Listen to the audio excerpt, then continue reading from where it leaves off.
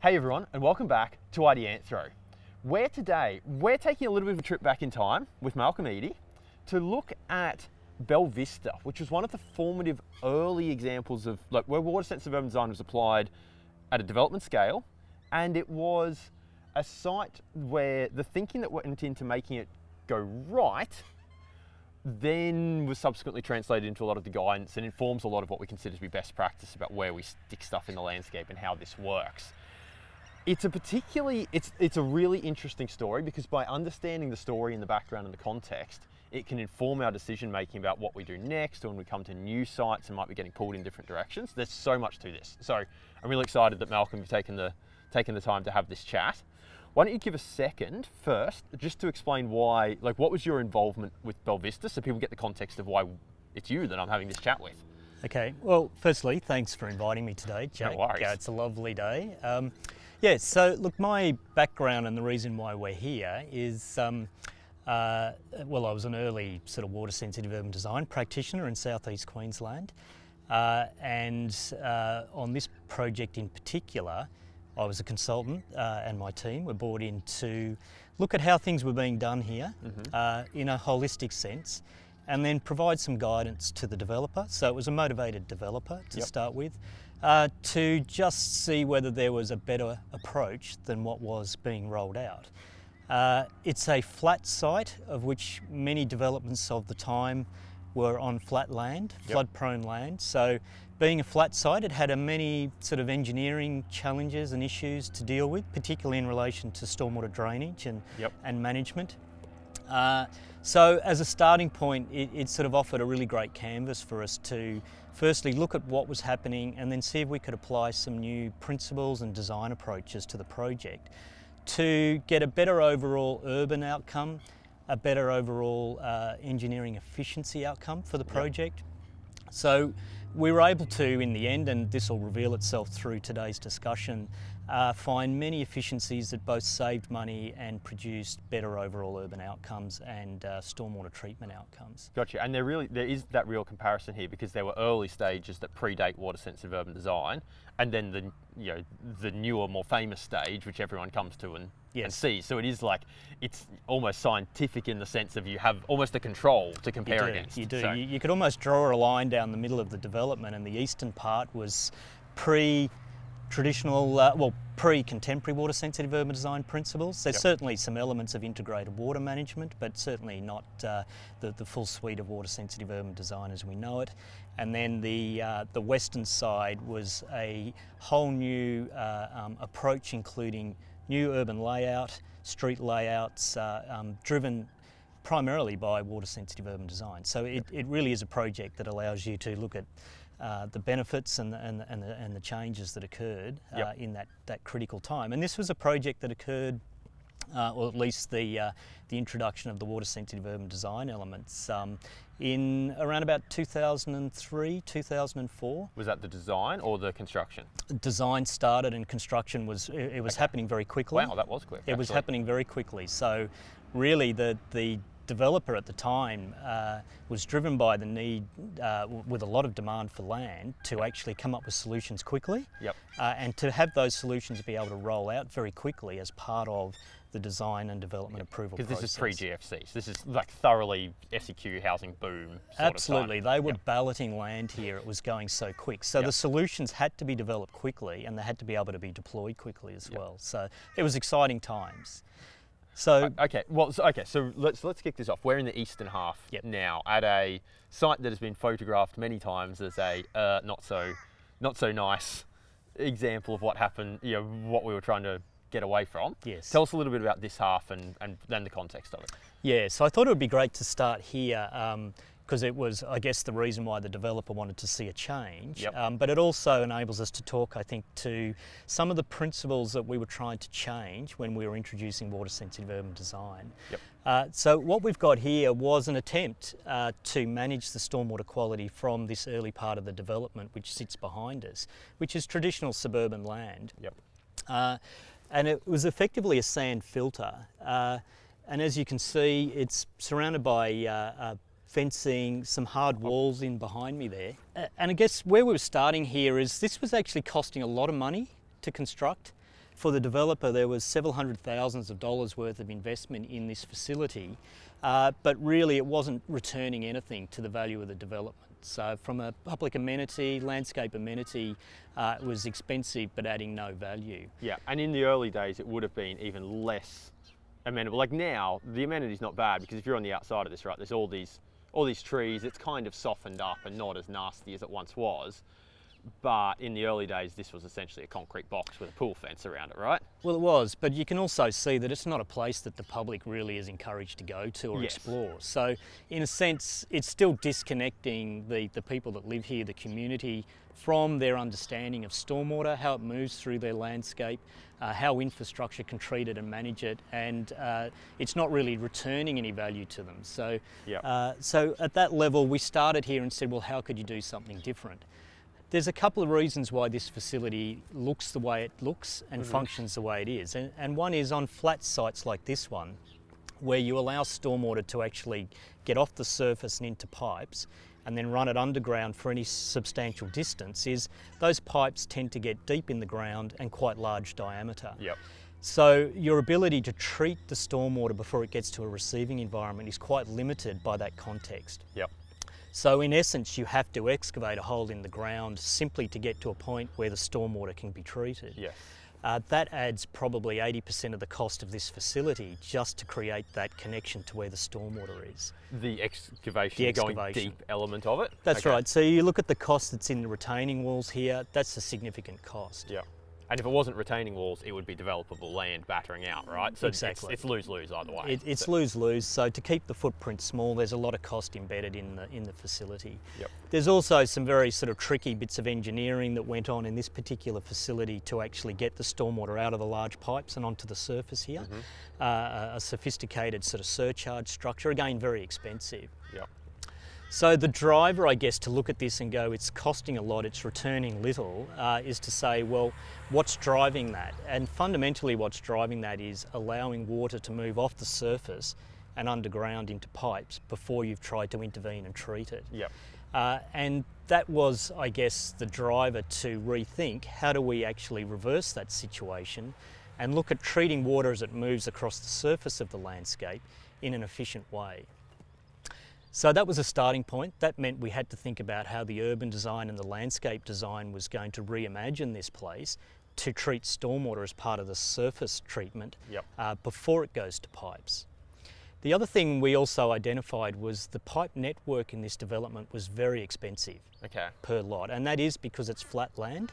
Pipes get large as they go, run long distances.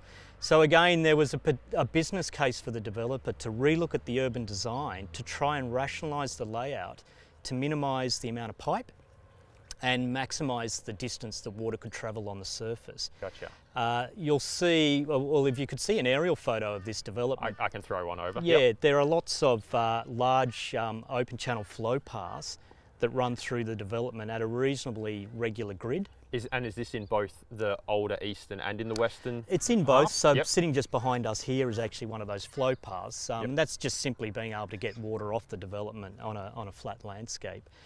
But the regularity at which you can establish those kind of overland flow paths and then connect the road systems between them at grades and distances that enable water to substantially travel on surface rather than in pipes was an opportunity to save the developer money, but also to then rationalise where we would put these surface treatment elements so that they weren't ad hoc and not making sense to anyone. They were actually configured in a way that they were established in repeating nodes through the landscape.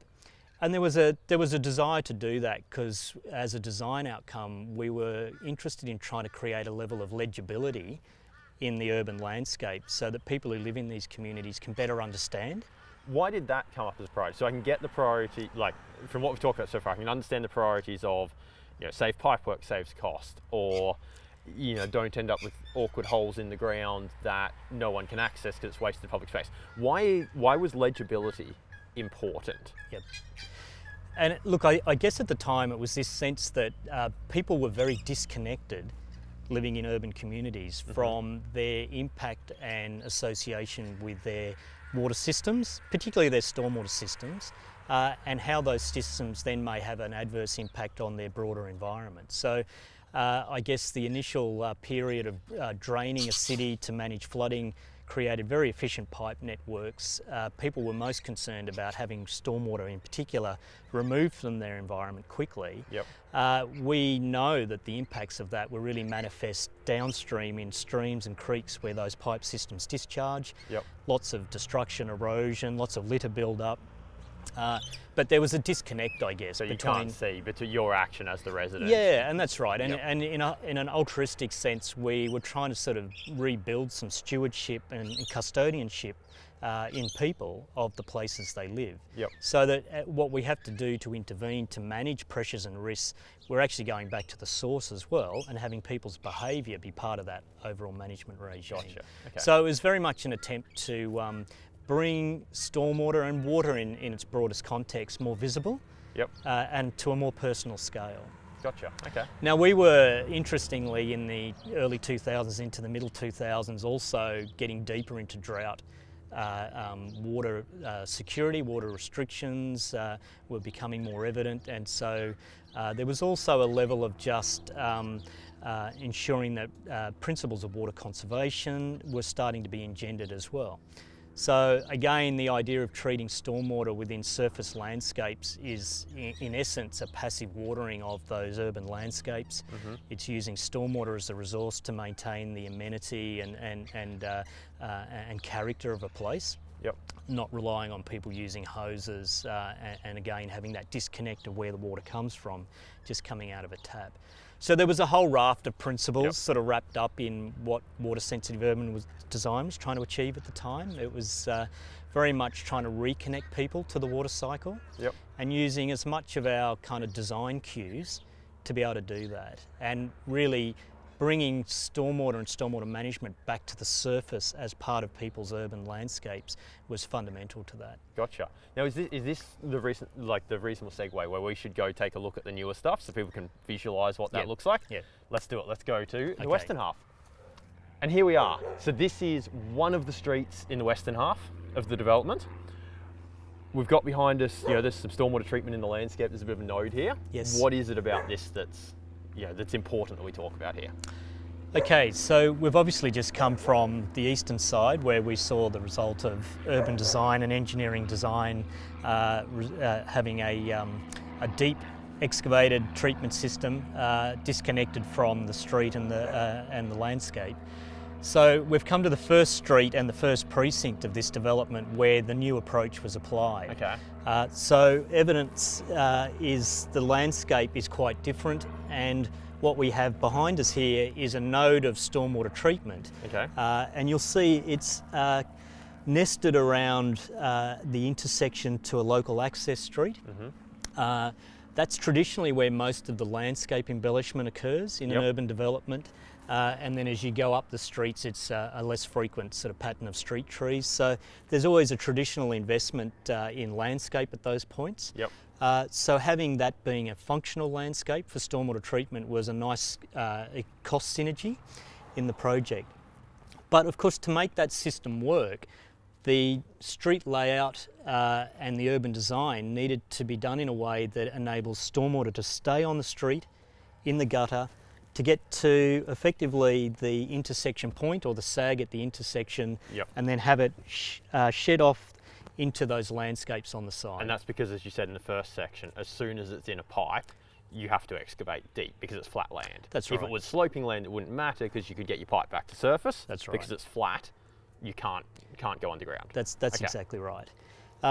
So you could imagine a resident living in a street like this, whenever they saw stormwater occurring or rainfall occurring and runoff occurring on their street and off their lots, they'd be able to see that it runs down the street, and the first place it goes to is onto that landscape. Yep. As a replenishment of the landscape and maintains the viability of that landscape. So there's a nice little kind of legibility cue there that stormwater in this particular development has a benefiting effect on the sustainment of the landscape. Gotcha. Okay. So, and look, little kids and so on riding bikes up and down here, they get to explore these little spaces and learn a bit more about them. Yeah, and some people might be hearing that and being like, oh, like really? Does any kid go in there? But I've been to plenty of fire retention systems where you know, there's not particularly any litter in there, but there are some kids' toys and like a little digger truck and stuff, and clearly, you know, so although that sounds a little funny to some extent, I also think it's very real as well. I think it is. I mean, we've all been kids, and I've got kids, and they play a lot in their local street, and I guess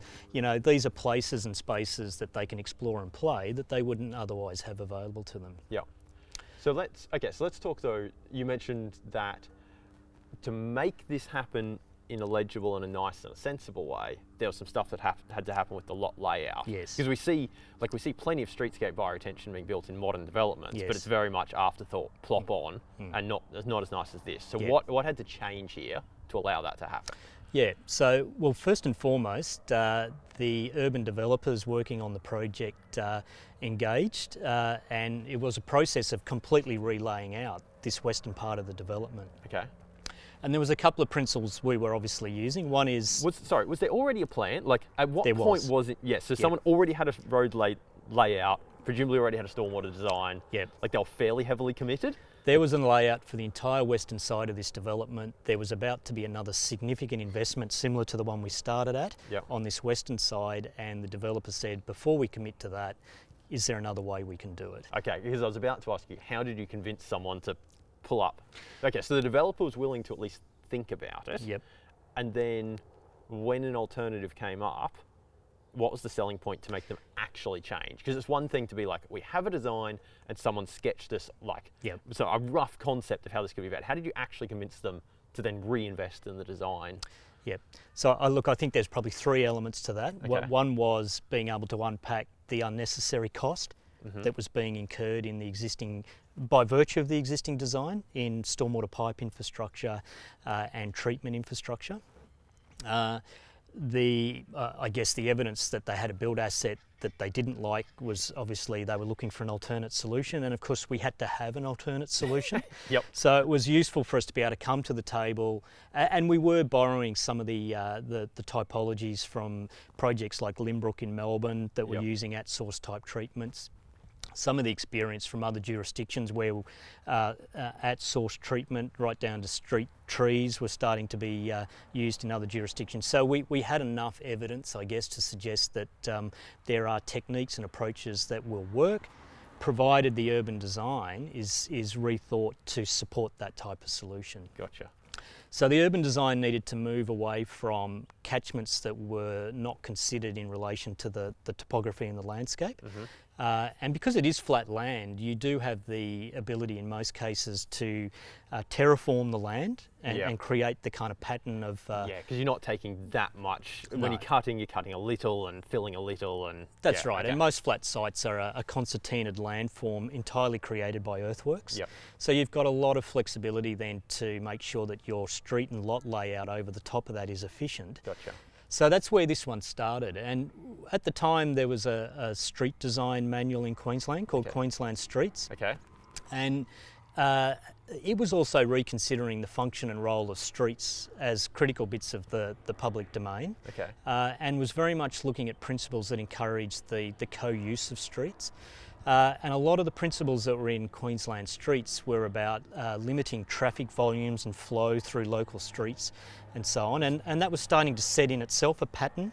So would this guideline, so from other developments, you know, maybe a little bit earlier than this, is where you start to see the patterns of there might be like one central street and then be all sorts of kind of circular little pockets off the side where you would never drive through them to get somewhere else. You drive into them to go to a house and back out. Is that some of that philosophy? Look, a lot of the philosophy was about managing or removing the primacy of cars in streets to a more shared co-use environment. And in order to do that, you needed to be able to establish some principles that would manage and control the way in which vehicles move through a development. So volumes, speeds, and so on. So a lot of the principles there were about slowing vehicle movements and speed and distributing them more evenly through a development. What that does is it creates a sort of a more amenable environment for more things to happen in the street. And some of the principles that were in that document were giving some guidance around maximum leg lengths of streets. And roughly about 200 metres was a sort of a desirable maximum length of a street before you had an intersection or a control point. Okay. And that was very much about speed management and connectivity. At the time when we were looking at what Queensland Streets was requiring designers to do, we were looking at how stormwater management dovetailed with that. Gotcha. Particularly on flat sites when we want water to move efficiently on surface, we started to determine that the principles that were guiding good street layout for traffic amenity and speed were quite aligned with what we would want for stormwater management.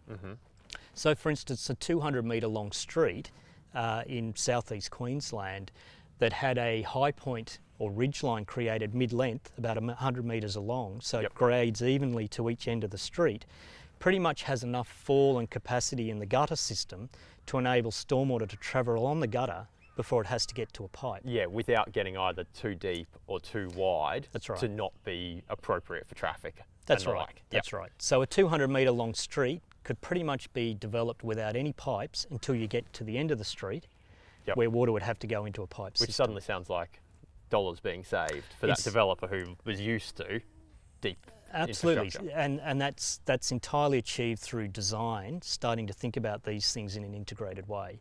It was benefiting us from our principle of wanting to treat stormwater on surface, because it meant if the street layout was sympathetic, we could get stormwater conveying on the surface to points where we wanted to treat it. And we wanted our treatment to be sort of generally in areas where landscape embellishments were occurring. So we got that cost synergy as well, which is at the nodal entry points to the streets. So before we go any further, why don't we spin this camera around? Do you want to just point out, like, so this street is a good example of this, right? And if we spin up this way, like, you can see that it's not super long, and there's another node up the end of the street there. And what, the crest is maybe just past that traffic light? Somewhere between the traffic light and the next tree, perhaps? That's exactly right. Not a traffic light, street light. light. You know what I'm saying? Yeah, okay. So that gives some of the context of we're not on a big long street here. It's a, it's a small suburban street, but that's possible. Just come a little bit this way, because with how bright the light is behind us, you're really, really dark in this video, Malcolm. Okay, no worries. Okay, so then we've got that. So we've got this, reasonably compact street form that fits well with what the traffic design's wanting to do, and then we've got the synergy of overlaying the water with where the landscaping would be anyway. Okay. What did the process look like to create that design? So the developer said, "Hey, we've got a design, but just give us a second. Like, can you guys have a think about this and tell us if there's any other options?" What did the process of coming up with those other options actually look like? Was it, just you and your team sitting in a room, scribbling on paper? Were there other people? Was it brainstorming? What was it like? Yeah. Look, so it very much was a collaborative process, this one, because it did require such a fundamental rethink of the whole development layout. So it had to go back and test the yields and all of sort of the commercial realities. It was obvious that the solution required significant landscape consideration. So we were really starting to define the surface landscape as a functioning landscape. So the landscape architects in particular had to consider how that would sort of marry in with the overall theming and so on of the development. As you can see behind us, I mean, this development now is well, this particular stage of it is 11, 12 years old. So we get the chance, I guess, to look at what the matured landscape starts to look like. And what we were trying to do here is really to create a soft, natural landscape. This is old heathland. It's putting reasonably dense urban development into that environment. So it was trying to create this sort of soft, natural aesthetic that could mature in a way that it has. So you'll notice that these systems really have very limited engineering infrastructure associated with them. It's effectively a garden bed for all intents and purposes, right to the back of the curb. There's obviously a depression in the landscape for water to be able to move onto it, but it's not that discerning from a visual point of view. The only really harsh element of it is when you get right near the inlet there, the outlet pit itself is still pretty rough. And it, I'm curious if you can tell me why that particular type of outlet pit was chosen, because now often in the contemporary designs, you'd often be just simply locating the treatment upstream of where you were going to put a side entry pit. So what was why this choice here? Or had the side entry pit idea just not been thought about yet? I think it hadn't been fully thought through yet, and the benefit that we were getting, at least in the early days, with that pit sitting inside the system was the ability, I guess, to and you can definitely do this with the side entry pit as well, but to have water still move into the pipe system when this is under construction. And have the balance of the basin. We just used to put a little dividing bund across there. Yeah, because the inlet from the curb and the pit are really close to each other, because the pit's raised a little bit, water backwaters up the rest. That's right. So you can just separate the rest off. By just putting a little barrier across it. And so effectively we were creating little mini sediment forebays during the construction phase, but allowing the landscape to establish, unencumbered by that sediment runoff. So yeah, look, I think it was a reflection of generation one of the technology, and those pits, I think, were possibly oversized and could be rethought a little bit from an aesthetic point of view. But I think unless you're right in it, certainly from here you can't see it. It's literally only when you're at the opening where suddenly there's a gap in the plant. That's right. That you're like, oh, there's big metal grate there. That's exactly right. Yeah. So, I mean, there's some other things that I look at here, which, like the bollards, which I think are an interesting thing. What is it about the bollards? And I'm going to wander down, come with me. What is it about the bollards that you find interesting here? Well, the need for them, I guess. Okay. And I guess the bollards reflect a concern for public safety. Okay. And in essence, they're there to be a visual barrier and a disincentive to vehicles mounting the curve, going off into a depressed landscape and so on. Yeah, so it was public safety of drive into the system, not public safety of me fall in while I'm walking down the street? I think that's less the concern. Okay. So it was more a concern about just having a visual cue that keeps traffic out of the systems. Okay.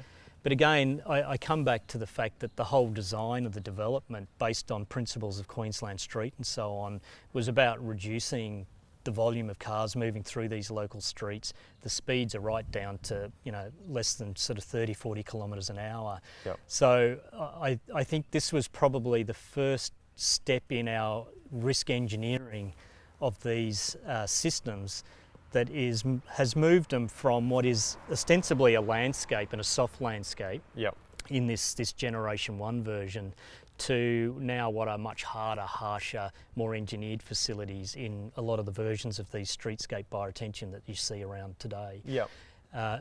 However, I am still aware that most of the developments that streetscape bioretention are put into are well designed from that overall traffic management, speed management side of things. So I'm unconvinced that the risk we're managing is real. Okay. And therefore I think we've moved a long way away from the very soft, passive landscape version of this type of technology to an overtly engineered version of it. Gotcha. Which, I think if I go back to the start of our conversation, this idea of engaging people in their landscape and having them appreciate it, explore it, understand it, part of what we've always got to be thinking about as water sensitive urban design practitioners is, are we creating the kind of assets that if we lived there, we would be able to appreciate and explore in the same way? Yeah, and because there's a really good example of this, I won't mention the name of the development because it's much newer and still ongoing, but there's a really good example of a new development right next door to this, essentially, where the assets are much harder. They're not necessarily located in nodes at the top of the streetscape like this. Yes. Where it's headed in that direction. So I know that you know a little bit of history about that site. And I can show a couple of photos of it on the screen now. What specifics do you think might have led to that site being harsher than this one? Yeah, well, I think it's come down to the people that are tasked with maintaining these assets, mostly local government asset managers, have a series of protocols and safety protocols around, how they can work next to streets and so on. And I think they're quite inflexible, a lot of those protocols that lead to provisions being put into the design of bioretention systems that are there to manage the risk of those workers, which is not important, but I think often overstated in terms of the settings. Yeah. So yeah, it's absolutely critical that we make sure this stuff is safe for people, but are you right in saying that it's the context of, okay, well, this is next to a road, but is a road a road?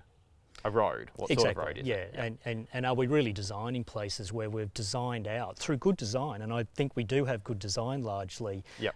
But we're not recognising the amount of risk that's already been managed by virtue of the good design. Yeah, like let's be honest here, we've managed to film this video standing on a road now for the best part of 20 minutes or something. Yeah. There hasn't been a car come past, and we're actually on the road, and the maintenance person wouldn't be on the road, they'd be in the system. Yeah. Yeah, there's...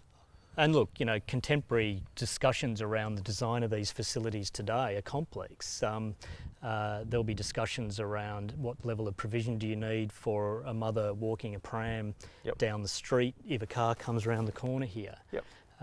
That's driving now the need for a 1 metre wide strip off the edge. Yeah, so you can get onto it without... So you can get onto it without risk of being hit by a car. Yep. We're always working in a confined road reserve space, so the more provision we put in there to manage all of these perceptions of risk, the smaller the space is we've got to use as a landscape and a functioning landscape. So we just end up with quite uncomfortable interfaces between all that risk management infrastructure and the functioning infrastructure. Yep. And really, I think the great benefit of evidence. And we are standing in evidence, is we need to keep revisiting that perception of risk and just work out whether the provisions we've put in place have they gone too far? Are they necessary? Yep. Are we sort of serving one master to sort of destroy another? So, yes. So I think as I sort of look at a development like this, it's passive, it's soft, and I don't see significant risk. And yeah, I certainly don't feel unsafe here, but it's that, it's figuring out how to work through that mindset of, it's very, there's probably some cognitive biases in this as well, where like we as humans are very, from an evolution point of view, very, very programmed to identify risk and mitigate it. And that's a good thing because it keeps us alive and the like, but then also some of the flow-on consequences are less tangible or less obvious up front. It's almost like in economics, right? It's easy to quantify the market benefit and harder to quantify the non-market benefit. Well, in this instance, the perceived risk of someone being run over is like a market benefit, and the potential, maybe a landscape's not quite as nice as it could be, not as legible, not as attractive, is like the intangible non-market benefit off the edge. So. Yeah, and look, maybe in there that the predominance of the water sensitive urban design as a suite of assets that fit into an asset management mindset and framework is kind of losing a lot of that early narrative around its broader context as a sort of an urban landscape change with all of these kind of desires to engage and connect people more personally with those landscapes. So, and look, they're difficult, less tangible things to sort of work through general sort of regulated processes. Yeah, gotcha. Okay, so look, we've attacked this from a bunch of different angles here. Is there anything that we've missed or haven't touched off on that we should before we wrap this up? No, look, I think what we're looking at is the early and quite pure interpretation of this sort of at-source water sensitive urban design on a flat site. I think for anyone who wants to come out and have a look at something that's now sort of 10, 12 years in the ground and get a sense of what the thinking was and how it all came together, it's all quite legible and easy to understand, and a quick little drive through the development, which only takes 15 minutes, so I think it's very informative. Yeah, and I'll so I've got a map of all sorts of water sensitive urban design stuff all over. Actually, it's ending up all over the world now.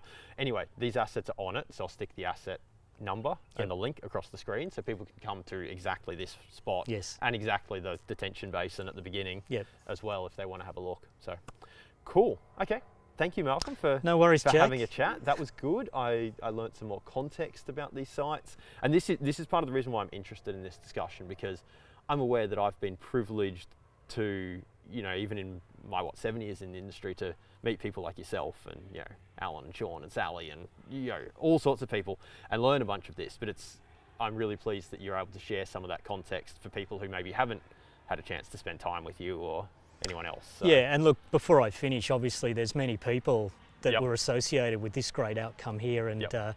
and I should recognise a lot of them. Michael Martin, Alan Hoban, Ashley Nankervis was the motivated developer, and Simon Kay was the urban designer. Okay. There was many people that contributed to you know, this being a really informative and influential early project in southeast Queensland. And this is good context, like recognising the different people who came at this from their different angles as well, I think is important. It might be something that I explore in the future, because obviously I've got your perspective today as someone who came at this from, you know, more the water and the water sensitive urban design Yep. end, but it might be an equally enlightening discussion to talk about it with the urban designer or the developer, because they will have a different slant on it. And might be like, oh, you know, that's fair that Malcolm was in it for this, but I was in it for this. So yeah. and that stuff's all really, really useful. Okay, Fantastic. cool. Great. Thank you. Thank you very much. Thank you for tuning in. We'll see you next time. Bye.